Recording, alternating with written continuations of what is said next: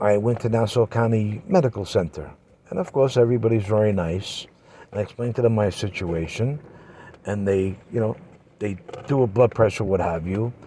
And I was explained, and I explained to them over and over, and I recorded something, of course, alrighty, that all I want is to get my Paxil medication. I keep on bouncing around trying to get emergency supplies, so on and so forth, because I still don't have a regular medical doctor. Alrighty, I can't get it. So, again, she was very nice, and I recorded this. She says, "Well, listen, what you have to do is you have to come back." And I was told I went there to go to psych. It wasn't open, so you have to come back, go to psych, alrighty, and then they can help you.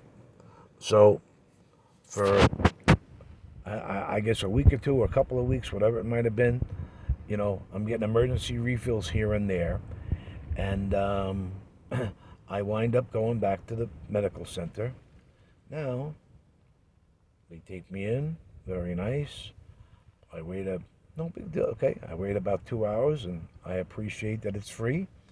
And all of a sudden, psychiatrist, after they took my blood pressure and stuff. Oh God, blood pressure. So I think that's getting a lot better though. So what happened is I see this woman. She's a psychiatrist. All right, and she's also a doctor, which good for her. That must be brutal to be able to accomplish. I sat with her for 15 or 20 minutes, and she says, "Okay, this is what you got to do. I can't give you a script now." What do you mean? Now, if you ever, get mad, and like, in other words, you're homeless, you lose. In other words, no matter what. Alrighty, that lady could have punched me in the face 3 times. If they call the cops, I'm the one getting in trouble. So I wanted to say, am I on freaking candid camera? Alrighty? I mean, this is just one of a billion of my stories, and they're all true. So now, I'm thinking I'm trying so hard.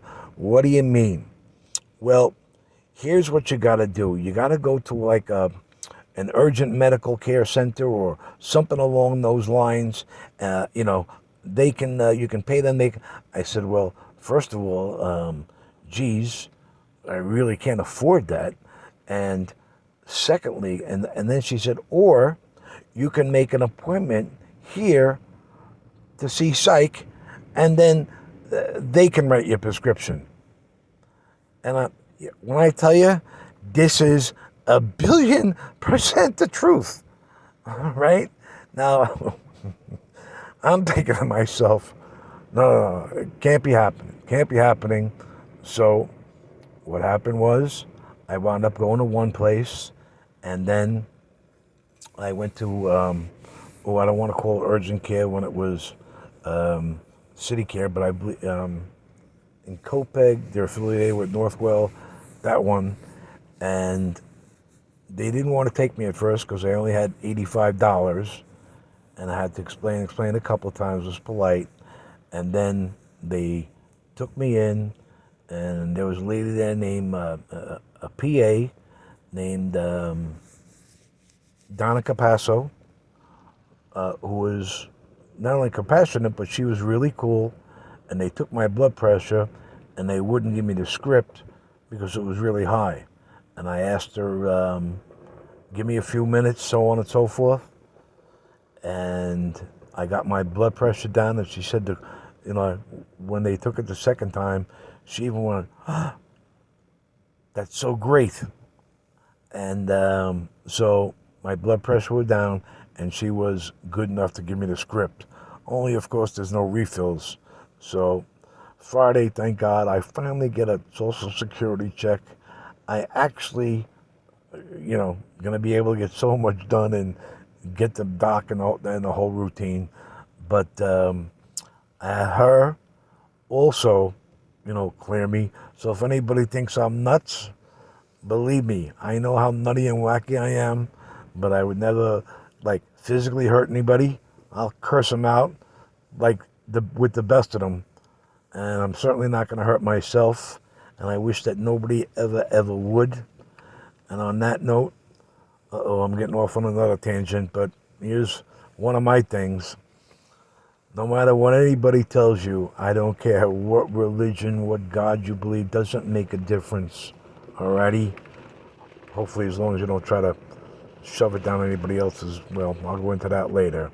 But nobody knows where we go when we die. So please, anybody thinking about doing that suicide thing, don't. I beg of you not to. And no matter how tough it might be, figure it out, figure it out, figure it out, figure it out.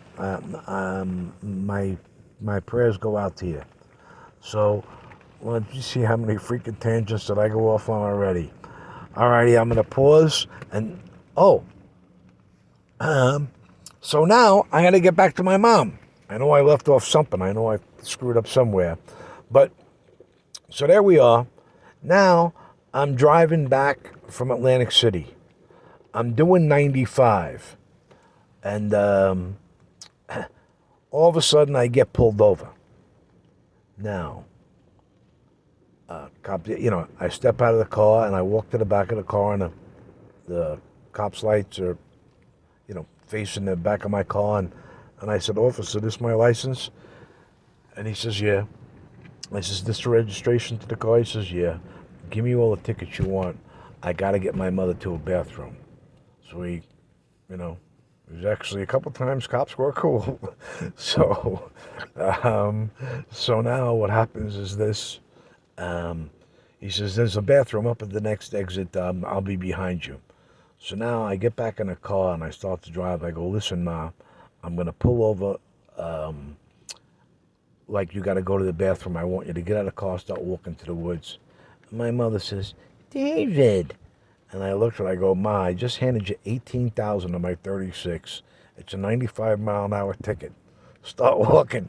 So my mom, she's tiny and she's trying to get out of the car, and the car's so low. So my mother gets out of the car, and it's pitch black, already, except for the cops' lights, like, coming right behind us. It's pitch freaking black. And my mother gets like 20 feet, whatever it might be.